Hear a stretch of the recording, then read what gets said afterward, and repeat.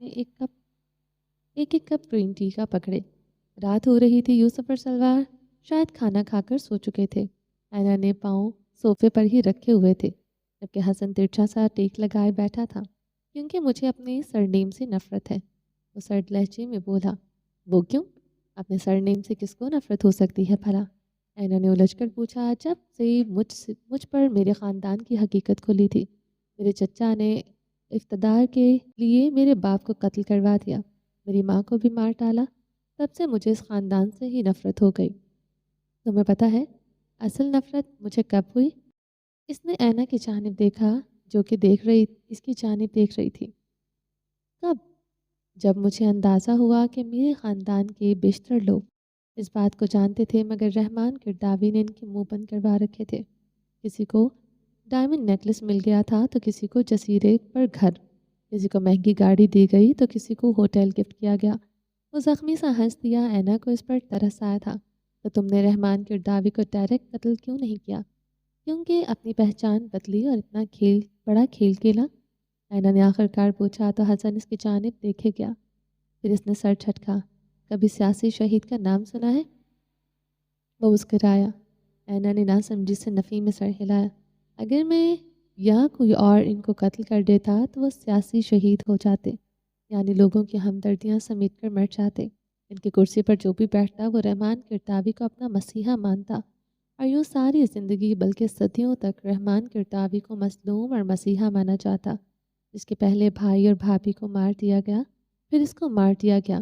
یہ اس کی پارٹی ایک لمبے عرصے تک رحمان کرداوی کے نام پر ووٹ لیتی، مگر حکمران پارٹی تو آج بھی وہی ہے۔ اینا نے الجھ کر پوچھا۔ وہ اس کے لیے میں چاہتا تھا، لیکن آج اگر تم دیکھو تو رحمان کرداوی نہ تو معصوم ہے اور نہ ہی سیاسی شہید۔ وہ آج ایک گناہ گار انسان ہے، جس کے سیاہ کرتوت سب کے سامنے ہے۔ آج یہ حکومت ختم ہو جائے تو صدیوں تک دوبارہ رحمان کرداوی کے نام پر کوئی ووٹ نہیں لے سکتا۔ یہی اس کی سزا ہے۔ وہ مر کر بھی جینا چاہتا تھا، میں نے اس کو ہمیشہ کے لیے مار دیا۔ اینا نے اس کا چہرہ دیکھا جو رحمان کرداوی کے نام پر ست کیا تھا۔ اینا نے نامحسوس انداز میں اس کے ہاتھ پر ہاتھ رکھا۔ اس کے ماتھے کی شکنیں پل بھر میں زائل ہو گئی۔ اس نے اپنا بازو پھیلایا۔ اینا اس کے کندھے پر سر رکھ گئی۔ اگر کوئی سمجھ جائے کہ توبہ میں کتنا سکون ہے تو کوئی گناہ گار نہ رہے۔ حسن نے اس کے بالوں کی مہک کو محسوس کرتے ہوئے زیر لب کہا تھا۔ تم صفا سے محبت کرتے تھے؟ اینا پڑپڑائی۔ حسن ہنس دیا۔ ہنسو مت خبیث انسان۔ اس نے حسن کے سینے پر مکہ مارا۔ وہ مزید ہنسنے لگا۔ اینا نے اس کے کندھے سے سر ہٹانا چاہا تو حسن اس کے گرد بازو لپیٹا۔ بیوی چاہے مصری ہو یا پاکستانی، ہوتی بیوی ہی ہے۔ وہ ہنستا جا رہا تھا۔ ہاں بالکل، میں تمہارے دانت توڑ دوں گی اگر تم دوبارہ ہنسے تو۔ جلی ہوئی مصری بیوی۔ حسن نے ہونٹ باہم پیوس کر کے اپنی ہنسی پر بریک لگانے کی کوشش کی تھی، بلکہ روسٹڈ مصری بیوی۔ وہ کچھ دیر بعد پھر سے بولا تو اینا نے کشن اٹھا کر اس کے منہ پر دے مارا۔ حسن نے اس کو قریب کیا۔ پہلے کوئی بھی تھا، مگر اب تم ہو، بس تم، صرف تم میرے ایمان کو مکمل کرتی ہو۔ اس کے لیے اب تمہارے سوا کسی اور کو دیکھنا یا سوچنا بھی میرے لیے گناہ ہے، اور پہلے ہی بڑی مشکل سے بخشش کی کوئی امید ملی ہے۔ کیا چاہتی ہو پھر سے اپنے پیروں پر کلہاڑی مار لوں؟ اینا چھپ گئی۔ وہ واقعی باتوں میں تاثیر ڈالنا چاہتا تھا۔ وہ کمرے میں داخل ہوا تو کمرے میں اندھیرا تھا۔ کمال ہے اتنی جلدی سو گئی؟ وہ بڑبڑاتا ہوا پاکستان آیا۔ اس نے دیکھا تو وہ کروٹ کے بل لیٹی ہوئی تھی۔ صفا، ابراہیم نے پکارا مگر جواب نہیں آیا۔ زلیخا اس کو کھانا کھلا گئی تھی۔ دوا بھی اس نے شاید کھا لی تھی۔ شاید دوا کے اثر کی وجہ سے سو گئی ہو۔ وہ یہی سوچ کر ڈریسنگ سے اپنے کپڑے لینے چلا گیا۔ واپس آیا تو وہ ہمیشہ کی طرح ایک سیاہ بنا آستینوں کی ٹی شرٹ اور ایک ڈھیلے سے ٹراؤزر میں ملبوس تھا۔ وہ آ کر اس کے برابر بیٹھنے لگا، مگر اس خیال سے کہ اس کی نیند نہ ٹوٹ جائے۔ وہ اپنا موبائل اٹھاتا ہوا جا کر صوفے پر بیٹھ گیا۔ کچھ دیر ای میلز دیکھتا رہا، کچھ ای میلز کے جواب دیتا رہا۔ وہ یوں ہی قریباً آدھا گھنٹہ بیٹھا رہا کہ اچانک اس کو عجیب سی آواز آئی۔ ابراہیم ٹھٹک کر سیدھا ہوا۔ کسی کی سسکیوں کی آواز تھی۔ ابراہیم کرن کھا کر سائڈ لیمپ روشن کیا اور آ کر دوسری جانب بیٹھا۔ اس کے چہرے سے کمفرٹر ہٹایا تو وہ تکیے میں منہ دیے رو رہی تھی۔ صفا، وہ گھبرا گیا۔ اس نے جلدی سے کمفرٹر ہٹایا، دوسرا لیمپ بھی آن کیا۔ यूं ही इस यूं ही इसने बैठे बैठे सारे कमरे की लाइट्स ऑन कर दी थी। क्या हुआ है? कहीं दर्द है? हॉस्पिटल चलें? वो बेचैन होकर इसके पास पहुंचा, इसका सर उठाकर अपनी गोद में रखा। वो बस रोई जा रही थी। सफ़ा, प्लीज़ बताओ तो सही। इब्राहिम के हाथ पांव फूल गए थे। इसने जल्दी से मोबाइल निकालना चाहा मगर वो सोफे पर ही गिर गया था। मैं गाड़ी निकलवाता हूँ, वो कहकर उठने लगा। सिफा ने इसका पासो थाम लिया। वो वहीं रुक गया। आपको अब मुझसे नफरत महसूस होती है? वो मिनमिनाई। इब्राहिम के सर पर आसमान घूम गया। व्हाट? वो बदहवास सा चिल्लाया। हाँ।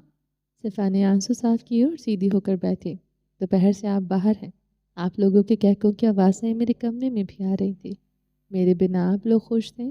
और जब अब आप कमरे में आए तो अपना मोबाइल उठाकर सोफे पर चले गए। क्या इतनी बदसूरत हो गई हूँ? आज तो मैंने बात भी लिया है।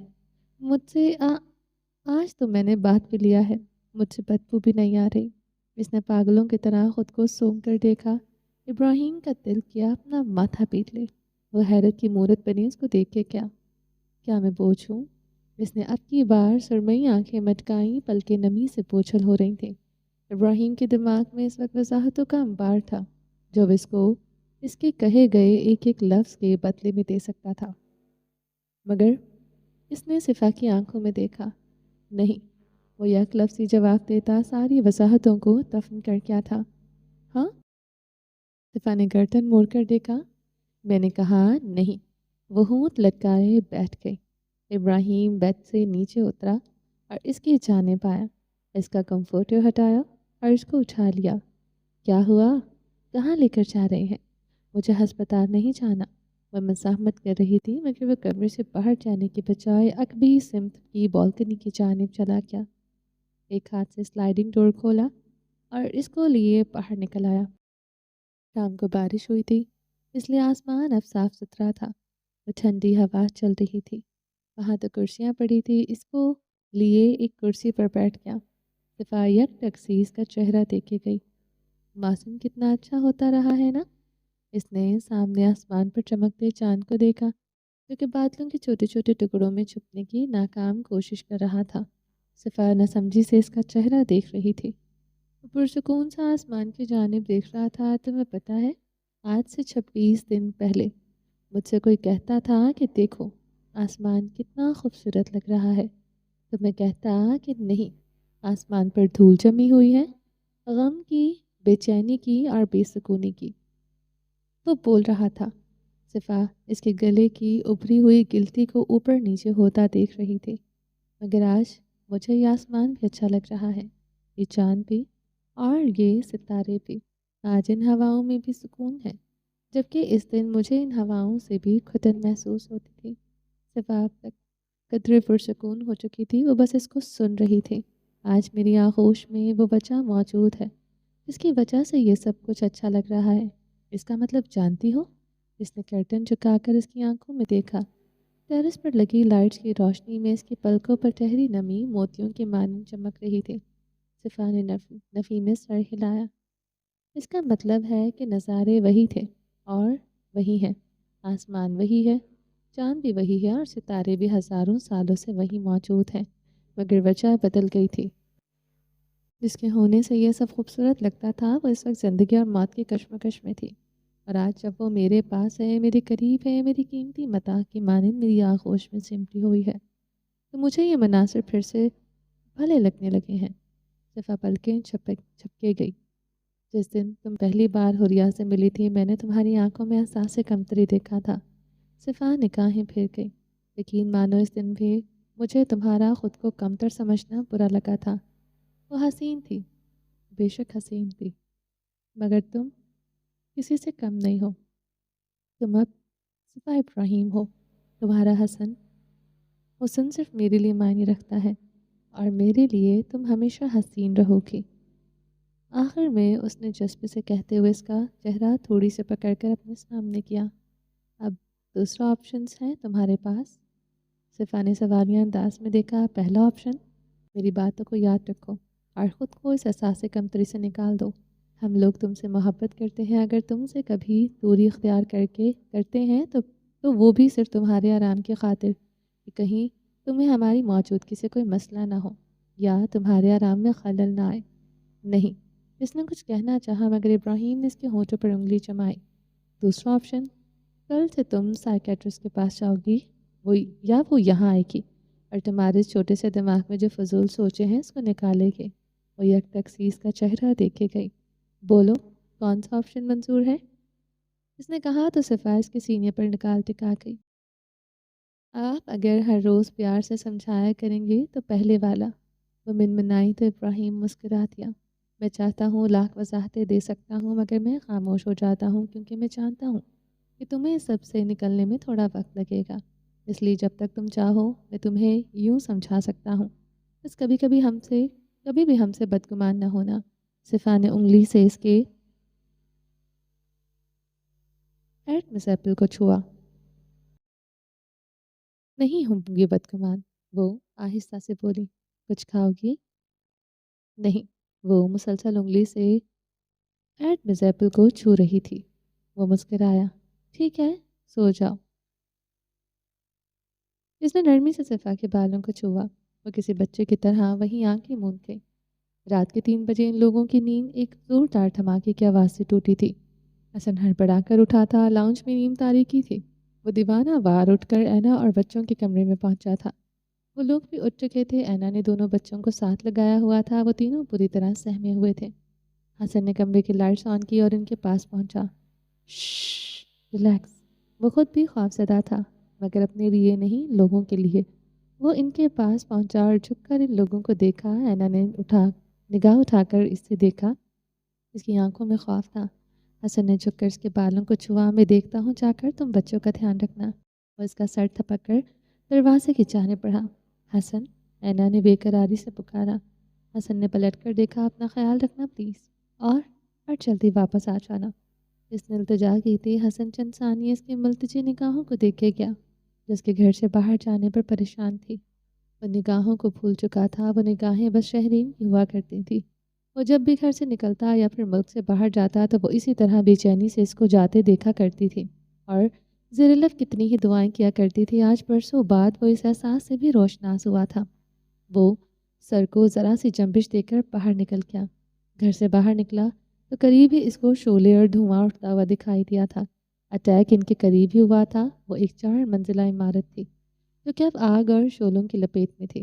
ہر سو ایمبولینسز کے سائرن بج رہے تھے اور لوگ اکٹھے ہو چکے تھے۔ وہ سب لوگ ملبے میں پھنسے افراد کو نکالنے کی کوشش کر رہے تھے۔ حسن کچھ فاصلے پر ہی کھڑا ہو گیا تھا۔ اس کے قدموں میں مزید فاصلہ طے کرنے کی ہمت نہ بچی تھی۔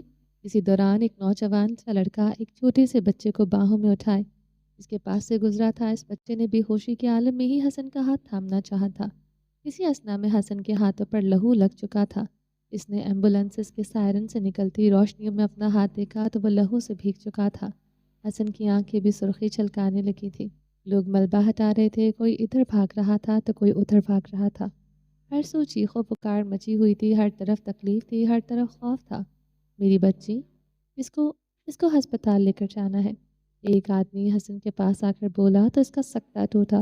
اس نے ادھر ادھر دیکھا۔ جو ایمبولینسز کھڑی تھی وہ جا چکی تھی۔ آؤ میرے ساتھ، کہہ کر حسن آگے آگے چل دیا۔ وہ آدمی اس کے پیچھے تھا۔ اس کی گود میں ایک 5 سالہ بچی تھی جس کے سر میں چوٹ لگی تھی۔ اس کے سر سے خون بہہ رہا تھا۔ اس نے اپنی شرٹ سے اس بچی کے خون کو روکنے کی کوشش کی ہوئی تھی مگر خون تھا کہ بہتا ہی جا رہا تھا۔ کچھ ہی فاصلے پر حسن کی گاڑی کھڑی تھی۔ اس نے گاڑی سٹارٹ کی، آدمی کو اور بچی کو اندر بٹھایا اور گاڑی چلا دی۔ جلدی چلو، خدا کا واسطہ ہے، اس آدمی نے اپنی شرٹ سے خون روکتے ہوئے کہا تو حسن نے مرر سے ان باپ بیٹی کو دیکھا اور سر ہلاتے ہوئے گاڑی کی رفتار بڑھا دی۔ اینا، حسن کہاں گیا ہے؟ سلوا نے اینا کی آغوش میں مزید سے مٹتے ہوئے پوچھا تھا۔ وہ باہر دیکھنے گیا ہے، آ جائے گا ابھی۔ اینا ان کے بالوں میں ہاتھ پھیرتی ان دونوں کو پرسکون کر رہی تھی۔ کیا وہ نہیں جانتا تھا کہ دھماکہ ہوا ہے؟ سلوا کو اس کا یوں جانا پسند نہیں آیا تھا۔ جانتا ہے، وہ بس یہ دیکھنے گیا ہے کہ کسی کو اس کی مدد کی ضرورت تو نہیں۔ اینا نے اس کا سر چومتے ہوئے اس کو نرمی سے سمجھایا۔ کاش وہ جلدی آ جاتا، سلوا نے اس گود میں کھسکتے ہوئے مدھم سی آواز میں کہا تھا۔ اینا نے اچنبے سے دیکھا۔ یوسف نیند میں جا رہا تھا جبکہ سلوا کی آنکھوں سے نمی بہنے لگی تھی۔ اینا نے بے چینی سے اس کے چہرے کو دیکھا۔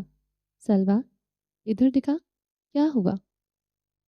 اینا نے اس کو پچکارا جبکہ سلویٰ خاموش آنسو بہاتی رہی۔ سلویٰ میری جان کیا ہوا؟ اینا نے استفسار کیا تو سلویٰ نے ہچکی لی۔ تمہیں پتہ ہے امو کہا کرتی تھی کہ بابا نہ مرتے اگر ان کو کوئی وقت پر ہسپتال لے جاتا، اگر ان کو وقت پر مدد مل جاتی اور ان کا وقت پر علاج ہو جاتا۔ تمہیں پتہ ہے وہ 2 دن تک ہمارے گھر کے نیچے دبے رہے تھے اور ان کو پھر بھی سانس آ رہی تھی، مگر پھر کہتے کہتے اس کی ہچکی بن گئی۔ شش، اینا نے اس کو خود میں بھینچ لیا۔ ان بچوں کے زخم بہت گہرے تھے، بہت۔ وہ اس کو ناشتہ کرواؤ کر میڈیسن دے کر جا چکا تھا اور اس وقت وہ کمرے میں بیٹھی دینا کے ساتھ کھیل رہی تھی جب اس کے کمرے کے دروازے پر دستک ہوئی۔ کون ہے؟ آ جائیں، صفا نے دینا کو ایک کھلونا پکڑاتے ہوئے کہا تو دروازہ کھلا۔ وہ دینا کے ساتھ کھیلتی رہی۔ اس کو لگا کہ منالی ہوں گی کیونکہ مرجان اور یاقوت اسکول میں تھے۔ وہ اندر داخل ہوئی تو سامنے بیٹھی لڑکی کو دیکھ کر اس کے پاؤں وہی جم گئے۔ اس کی آنکھوں میں بے اختیار نمی امد آئی تھی۔ زہرا نے یہ کیا کر دیا تھا؟ جس صفا کو اس نے مصر میں دیکھا تھا یہ لڑکی اس صفا سے الگ تھی۔ اس کے ہاتھوں اور آستینوں سے نظر آتے بازوؤں پر بنے نشان دیکھ کر عیشا کا دل کرچی کرچی ہوا تھا۔ اس نے بے اختیار اپنے منہ پر ہاتھ رکھا۔ صفا نے دفتن دیکھا تو اس نے آنکھیں سکیڑی۔ عیشا نے چہرہ سے ہاتھ ہٹایا تو صفا کی آنکھیں پھیل گئیں۔ عیشا؟ وہ قریباً چلائی تھی۔ صفا؟ اینا نے ضبط سے پکارا تھا۔ صفا کی خوشی کا ٹھکانہ نہیں تھا۔ وہ اٹھ کر اس کے پاس آنے لگی تو عیشا ایک جس میں اس تک پہنچی۔ وہ بیڈ کنارے ہی ٹک گئی تھی۔ عیشا تم یہاں؟ اس کو شاید یقین نہیں آ رہا تھا۔ عیشا نے نم آنکھوں سے اس بات میں سر ہلایا۔ اینا کہاں ہے؟ تم لوگ یہاں کیسے؟ وہ سمجھ نہیں پا رہی تھی کہ کس بارے میں پوچھے اور کیا پوچھے۔ عیشا نے اس کے دونوں ہاتھ تھام لیے۔ صفا مسکرا رہی تھی اور رو بھی رہی تھی۔ شفا؟ دینا اٹھ کر اس کے پاس پہنچی۔ وہ اس کو یوں نہیں دیکھ سکتی تھی۔ ہاں شفا کی جان۔ صفا نے اپنے آنسو صاف کیے اور دینا کا گال چومتے ہوئے اس کو پاس بٹھا لیا۔ عیشا نے اس کا ہاتھ تھاما۔ کیسی ہوں؟ اور وہ نرمی سے بولی۔ صفا نے ایک نظر خود پر ڈالی اور پھیکا سا مسکراتی۔ ٹھیک ہوں میں۔ مجھے سر نے بتایا تھا کہ بس کچھ حادثے ہونا ہمارے مقدر میں ہوتے ہیں۔ صفا نے آنسو چھپائے۔ تم ٹھیک ہو جاؤ گے، عیشا نے مسکرا کر تسلی دی۔ وہ تو ٹھیک ہے، تم بتاؤ وہاں سب کیسے ہیں؟ تم کب آئی؟ اور اینا، سفیر اور قادر بھائی؟ اس نے ان سب کا پوچھا تو عیشا نے آنکھیں سکیڑیں۔ شاید وہ کچھ نہیں جانتی تھی۔ سفیر واشنگٹن گیا ہوا ہے کسی کام سے، اور قادر بھائی اور اینا وہ دونوں خزاں ہیں، اس نے بتایا تو صفا نے آنکھیں سکیڑی۔ کیا اینا کی شادی قادر بھائی سے؟ نہیں، عیشا ہنس دی۔ صفا نے الجھ کر دیکھا۔ قادر بھائی تو بس وہاں رضاکاری کے لیے گئے ہیں۔ اور اینا؟ وہ کہتے کہتے خاموش ہوئی۔ اینا؟ صفا نے سوالیہ انداز میں دہرایا۔ اس کی شادی ہو گئی۔ صفا نے عیشا کی جانب دیکھا۔ حسن سے؟ بات مکمل ہونے پر صفا کی آنکھیں پھیل گئیں غیر یقینی سے۔ کیا؟ حسن اور اینا؟ صفا کو یقین نہیں آیا تھا۔ لمبی کہانی ہے۔ عیشا نے گردن کو خم دیا۔ اور میرے پاس ٹائم ہی ٹائم ہے۔ صفا نے اس کو گھورا۔ عیشا نے بےچارگی سے دیکھتے ہوئے ایک ٹھنڈی سانس خارج کی۔ اسکول میں اس وقت تیسرا پیریڈ چل رہا تھا اور یہ سائنس کی کلاس تھی۔ کلاس روم میں اس وقت ٹیچر آنکھ کی ڈائیگرام بنا کر کچھ سمجھا رہی تھی۔ سب بچے اپنی اپنی نوٹ بکس پر وہ ڈائیگرام بنا رہے تھے، جبکہ آیت کسی سکتے سی کیفیت میں بیٹھی بورڈ کو دیکھ رہی تھی۔ کیا تم جانتی ہو کہ اگر تمہارے تایا نے جان نے پیسے نہ دیے تو ہم کیا کریں گے؟ ایک منحوس سی آواز اس کے سماعتوں میں ٹکرائی تھی اور پھر سی اندھیرے گودام میں پہنچ چکی تھی جہاں وہ آدمی جھکا کھڑا تھا، جبکہ ننھی آیت زمین پر بیٹھی تھی، اس کے منہ پر پڑی بندھی ہوئی تھی اور اس کے ہاتھ پاؤں بھی بندھے ہوئے تھے، جبکہ آدمی کے چہرے پر ماسک تھا۔ آیت نے خوف سے نفی میں سر ہلایا۔ وہ آدمی کہہ لگا کر ہنس دیا تھا۔ پھر ہم لوگ، وہ مدھم سرگوشی میں کہتا ہوا اس کے پاس بیٹھا اور ہاتھ پر آ کر ایک خنجر اٹھایا۔ آیت کی خنجر کو دیکھ کر حلق کو جان آئی تھی۔ اس آدمی نے اس خنجر کو اس کی آنکھ کے قریب کیا۔ پھر ہم لوگ تمہاری یہ بڑی بڑی نیلی آنکھیں نکال کر بیچ دیں گے، پتہ ہے بہت پیسے ملیں گے ہمیں۔ وہ تاریک آواز میں بولا تو آیت کی آنکھیں مارے خوف کے مزید پھیل گئیں۔ اس نے نفی میں سر ہلایا۔ ہاں، اور پتہ ہے ہم تمہارے گردے، کہتے اس نے خنجر کو آیت کی کمر پر رکھ کر ہلکا سا تپایا۔ وہاں سے خون کا ننھا سا قطرہ برآمد ہوا تھا۔ آیت نے خوف اور درد کے مارے آنکھیں بند کر لیں۔ یہ نکال لیں گے اور یہ بھی بیچ دیں گے۔ وہ ہنس دیا۔ آیت نے نفی میں سر ہلایا، وہ خوف زدہ ہو چکی تھی۔ ہم ایسا ہی کریں گے۔ وہ ہنستا جا رہا تھا، پھر اچانک دروازہ کھلا تو وہ اٹھ کھڑا ہوا۔ اس نے پلٹ کر دیکھا تو ایک آدمی اس کے پاس آیا۔ استاد، اس کی تایا سے بات ہو گئی ہے، وہ پیسے دینے کے لیے مان گیا ہے۔ مانتا کیوں نہیں؟ اس نے کہکا لگایا۔ آخر سونے کی چڑیا جو ہے یہ لڑکی۔ اس نے گردن گھما کر کانپتی ہوئی آیت کو دیکھا۔ اسی دوران اس کا فون بجا تھا۔ اس نے فون اٹھایا۔ ماموں، اسپیکر سے آواز آئی تو آیت نے چونک کر دیکھا۔ ماموں، مجھے یہ گیم نہیں چاہیے، آپ پلیز آیت کو واپس چھوڑ جائیں، مجھے بہت ڈر لگ رہا ہے۔ کپکپاتی ہوئی آواز آیت نے اپنے کانوں سے سنی تھی اور وہ اس آواز کو پہچانتی تھی۔ آیت نے غیر یقینی سے اس آدمی کو دیکھا۔ اب اس کو کیوں نہ پہچان سکی؟ آیت کا دل بند ہوا تھا۔ آج پھر سے اس کو اپنے باپ کی کمی محسوس ہوئی تھی۔ وہ پھر سے تنہا تھی۔ شہراز نے کوئی بھی جواب دیے بنا فون بند کر دیا۔ ایک تو یہ بچے بہت ہی ڈرپوک ہوتے ہیں، اس نے کڑ کر کہا اور باہر نکل گیا۔ آیت کتنی ہی دیر صدمے کی کیفیت میں بیٹھی رہی۔ اس کو میرال سے ہر زیادتی اور برائی کی امید تھی، مگر اس کی نہیں۔ وہ کیسے ایک ویڈیو گیم کی عوض آیت کا سودا کر سکتی تھی؟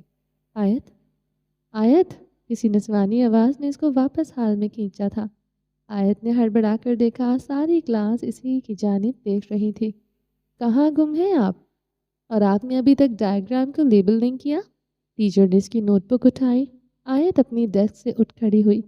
ساری کلاس یک ٹکسی آیت کو دیکھ رہی تھی، کیونکہ وہ ہمیشہ کلاس ورک سب سے پہلے مکمل کر کے دکھایا کرتی تھی، اور آج آیت نے ابھی تک پہلا سوال مکمل نہیں کیا تھا۔ واٹ از دس آیت؟ ٹیچر نے بے دلی سے اس کی نوٹ بک ڈیسک پر پٹکی۔ کچھ فاصلے پر بیٹھی میرال نے بھی کنکیوں سے آیت کو دیکھا تھا۔ آیت کا چہرہ سپاٹ تھا۔ اگر آپ کا دل نہیں لگ رہا کلاس ورک میں تو آپ باہر جا سکتی ہیں، ٹیچر نے سختی سے کہا تھا، اور اگلے ہی پل آیت بنا کسی قسم کا اثر دیے کلاس سے نکل گئی۔ کلاس اس کو جاتا دیکھ کے گئی۔ ٹیچر بھی حیران تھی کہ اس نے ایک بار بھی ایکسکیوز نہیں کیا تھا۔ وہ خاموشی سے آ کر کلاس کے باہر کھڑی ہو گئی۔ کوریڈور سے گزرتے اکا دکا بچے اس کو دیکھ رہے تھے۔ وہ وہیں کھڑی تھی، سپاٹ چہرے کے ساتھ۔ ماما، بابا، نکالے مجھے یہاں سے، وہ کمرے میں چیخ رہی تھی، مگر اس کی پکار سننے والا کوئی نہیں تھا۔ شہراز نے اپنا ماسک ہٹایا اور پرسکون سا آ کر ٹی وی لاؤنج میں بیٹھ کر ایک مووی لگا کر بیٹھ گیا۔ اس نے گردن پھیر کر سارے گھر کا جائزہ لیا۔ واہ انعام چوہان، بڑا مال بنایا ہے تم نے، مگر افسوس کہ یہ سب اب تمہارے کسی کام نہیں آئے گا، اب اس پر صرف میرا حق ہوگا۔ وہ ہنس دیا۔ اسی دوران اس کے موبائل کی بیل بجی۔ اس نے چونک کر فون اٹھایا۔ ایک فاتحانہ مسکراہٹ اس کے لبوں پر دوڑ گئی۔ اس نے فون کان سے لگایا۔ ہلو آپا، کام ہو گیا، وہ کہہ کر لگا کر اپنی فتح کا اعلان کر رہا تھا۔ کب؟ ابھی آدھا گھنٹہ پہلے مجھے ویڈیو مل گئی ہے۔ تم پاگل ہو؟ میری 5 منٹ پہلے زرین سے بات ہوئی ہے، وہ لوگ ہوٹل پہنچنے والے ہیں۔ کیا؟ شراز اپنی جگہ سے اچھلا۔ ہاں، اور آج ہر صورت ہی کام ہو جانا چاہیے، ورنہ۔ اس سے پہلے کہ وہ مزید کچھ کہتی اس نے فون بند کیا اور پھر سے ویڈیو کو دیکھا۔ وہ ویڈیو ایڈٹ کی گئی تھی، یعنی جس کو اس نے کام سونپا تھا اس نے ناکامی کی صورت میں اس کو چکما دیا۔ شراز نے موبائل سامنے دیوار میں دے مارا۔ اسی دوران ڈور ناب گھومی اور لاؤنج کا دروازہ کھلا تھا۔ زرین اور انعام مسکراتے ہوئے اندر داخل ہوئے۔ ان کے ہاتھ میں کیک تھا اور کچھ شاپنگ بیگز۔ انعام، آپ اور سارے مہمان انتظار کر رہے ہوں گے، ہم لیٹ نہ ہو جائیں۔ نہیں ہوں گے، اس نے مسکرا کر زرین کی جانب دیکھا اور اسی کی جانب دیکھ رہی تھی، مگر پھر انعام کی نگاہوں کا زاویہ بدلا اور اس کے چہرے کا رنگ تبدیل ہوا۔ زرین نے اس کے بدلتے تاثرات دیکھے تو اس نے مڑ کر دیکھا، سامنے شراز کھڑا دانت نکال رہا تھا۔ تم؟ انعام کے ماتھے پر بل پڑے۔ ہاں، پارٹی ہے نا تو انجوائے کرنے آیا ہوں۔ وہ قدم قدم چلتا ان کے پاس آیا۔ زرین کو اس کی نگاہوں سے ہمیشہ کراہت محسوس ہوتی تھی۔ وہ انعام کے پیچھے جا چھپی۔ شہراز کی نگاہوں نے دیر تک زرین کا تعاقب کیا تھا۔ ہوٹل میں ہے، انعام زرین کے سامنے آیا تھی، مگر اب یہاں ہوگی۔ وہ ترچھا سا ہنسا تھا۔ انعام کو اس کی حرکتیں مشکوک لگی تھی۔ گارڈ اور چوکیدار کہاں ہے؟ تم کب آئے ہو؟ انعام کو اب کچھ کھٹکا تھا۔ شراز کہہ کر لگاتا ہوا تالیاں بجا رہا تھا۔ انعام نے اچنبھے سے دیکھا، وہ شخص شاید پاگل ہو چکا تھا۔ آیت، زرین نے آگے بڑھ کر آیت کو آواز دی۔ آیت جو کہ کمرے میں رو رو کر بدحال ہو چکی تھی، اچانک اپنی ماں کی آواز پر اٹھ کھڑی ہوئی۔ ماما، وہ کمرے سے بولی تھی۔ آیت، کہاں ہو بچے؟ زرین نے شکر کی سانس لی تھی کہ بچی ٹھیک ہے۔ ماما، میں یہاں ہوں، دروازہ نہیں کھل رہا۔ آیت نے کمرے کا دروازہ بجایا تو زرین آگے بڑھی، مگر اس سے پہلے کہ دروازہ کھولتی اس کو کسی نے بالوں سے پکڑا تھا۔ زرین، انعام آگے بڑھا، مگر اس سے پہلے کہ وہ شراز تک پہنچتا اس نے زرین کے گلے پر خنجر رکھ دیا۔ انعام وہیں پتھر کا ہو گیا، اس کا پورا وجود پسینے سے نہا گیا تھا۔ شراز، یہ کیسا گھٹیا مذاق ہے؟ چھوڑو زرین کو۔ انعام کا دماغ شل ہو رہا تھا۔ اب تو بہت دیر ہو چکی ہے انعام جہان۔ وہ کیا ہے نا کہ موت تو پہلے ہی آ چکی تھی تم لوگوں کی، مگر تم لوگ نہ جانے کیسے چکما دے کر آ گئے۔ مگر خیر اب بھی دیر نہیں ہوئی، کہتے اس نے انعام کو کچھ بھی سمجھے بنا خنجر فضا میں بلند کیا، مگر وہ خنجر انعام کے آگے بڑھ کر پکڑ لیا۔ اس کا ہاتھ خون سے بھر چکا تھا۔ زرین نے شراز کو دھکا دیا اور جا کر انعام کے پیچھے چھپ گئی۔ زرین، پولیس کو کال، انعام نے پھولتی ہوئی سانس کے بیچ کہا تھا۔ اس سے پہلے کہ زرین کچھ کرتی، شراز نے انعام کا کندھا دبوچا، اس کو گھما کر وہی خنجر اس کی شہ رکھ پر رکھا۔ زرین کی چیخ برآمد ہوئی تو اندر کھڑی آیت کانپ گئی۔ شراز اور انعام میں مسلسل ہاتھا پائی چل رہی تھی۔ انعام نے زرین کو آیت کے پاس جانے کو کہا، آیت بھی اندر سے چلا رہی تھی۔ زرین نے دروازہ کھولا اور اندر چلی گئی۔ آیت، میرا بچہ، ماما۔ آیت فوراً زرین سے لپٹ گئی۔ زرین نے اس کو خود میں ہی چھپا لیا۔ ماما وہ انکل کہہ رہے تھے، آیت اب ہچکیوں میں بتانے لگی۔ شش، کچھ نہیں ہوا، بابا ہے نا، وہ سنبھال لیں گے۔ اس نے آیت کے آنسو پہنچے۔ ادھر انعام نے دھکا دے کر آخرکار شراز کو گرا لیا تھا۔ اس نے کپ بورڈ سے اپنی پسٹل نکالی، مگر اس سے پہلے کہ وہ فائر کرتا کمرے کا دروازہ کھلا اور آیت نکل کر اپنے باپ کی جانب بھاگی۔ آیت، اس سے پہلے کہ آیت انعام کے پاس پہنچتی، شراز نے موقع دے کر اس کو اچک لیا۔ آیت اب اس کے قبضے میں تھی اور انعام اب فائر نہیں کر سکتا تھا۔ انعام، زرین نے کمرے کے دروازے سے اس کو پکارا، جو کہ اب بے بس ہو کر کھڑا تھا۔ زرین کے پیروں میں شراز کا خنجر پڑا تھا۔ اس سے پہلے کہ وہ جھک کر اس خنجر کو اٹھاتی، شراز نے گلدان اٹھا کر زرین کے سر میں دے مارا۔ زرین، انعام چیخ اٹھا تھا۔ اس کی بیوی کے سر سے خون کی پھوار نکلی اور وہ وہیں زمین پر بیٹھتی چلی گئی۔ آیت اب تک صدمے میں جا چکی تھی، اس کو اب رونا بھی نہیں آ رہا تھا۔ آیت، میرا بچہ۔ انعام 2 قدم آگے بڑھ کر آیت کو چھیننے لگا، تب تک شراز نے خنجر اٹھا لیا تھا۔ شکریہ آیت، میرا کام آسان کرنے کے لیے، کہتے شراز نے وہ خنجر انعام کے پیٹ میں گھونپ دیا اور آیت وہیں آنکھیں موند گئی۔ ہوٹل میں خبر پہنچی تو سب لوگ ہسپتال پہنچے تھے جہاں شراز موجود تھا۔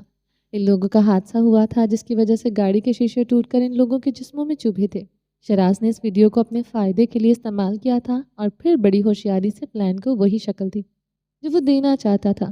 تھوڑی مشکل ہوئی تھی کیونکہ اگر وہ لیٹ ہو جاتا تو تباہ شدہ گاڑی تک پولیس پہنچ جاتی، مگر اہل علاقہ نے گاڑی خالی دیکھ کر خاص توجہ نہیں دی تھی، مگر شراز نے اسی گاڑی کو استعمال کیا۔ پولیس نے تھوڑی بہت ابتدائی انویسٹیگیشن کی اور اب سب سے بڑا ثبوت وہ ویڈیو تھی جس میں صاف صاف دیکھا جا سکتا تھا کہ انعام اور زرین اس میں بیٹھے تھے، اور اس کے بعد پھر سے اس گاڑی کا حادثہ ہو گیا تھا۔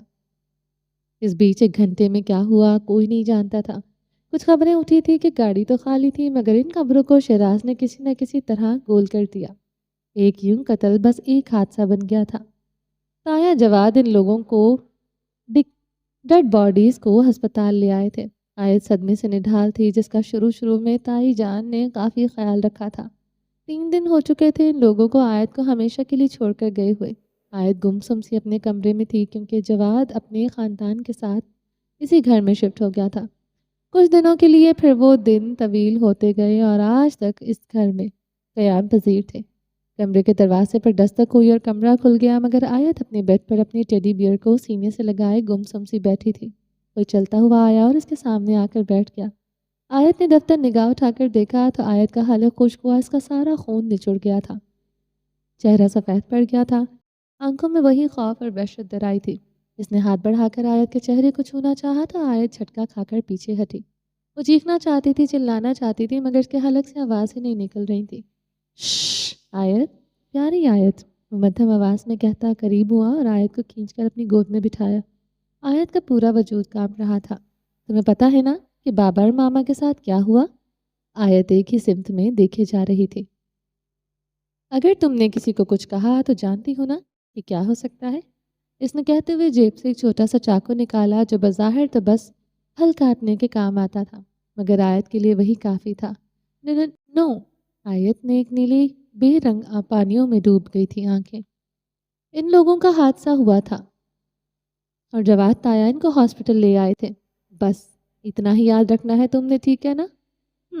آیت نے خوفزدہ سی ہو کر جلدی سے اس بات میں سر ہلایا۔ شاباش، گڈ گرل، کہتے اس نے آیت کا گال تھپکا۔ آیت کو اس سے راحت محسوس ہو رہی تھی۔ وہ کہتا کمرے سے نکل گیا۔ آیت وہیں اپنے ٹیڈی بیئر کو سینے سے لگائے لیٹ گئی۔ وہ خود میں سمٹی ہوئی کروٹ کے بل لیٹے اس سے ایک بار پھر سے اپنی ہچکیاں روکنے کی کوشش کر رہی تھی۔ چلیں جی، باقی کا نیکسٹ ایپیسوڈ میں کنٹینیو کریں گے۔ امید ہے آپ کو یہ ایپیسوڈ پسند آئی ہوگی۔ اگر آپ نے ابھی تک ہمارے چینل کو سبسکرائب نہیں کیا تو جلدی سے ابھی سبسکرائب کر دیں، لائک اینڈ شیئر کریں اور اپنی رائے کامنٹ باکس میں لازمی دیں۔ اپنا ڈھیر سارا خیال رکھیے گا، دعاؤں میں یاد رکھیے گا۔ ملتے ہیں نیکسٹ ایپیسوڈ کے ساتھ، تب تک کے لیے اللہ حافظ۔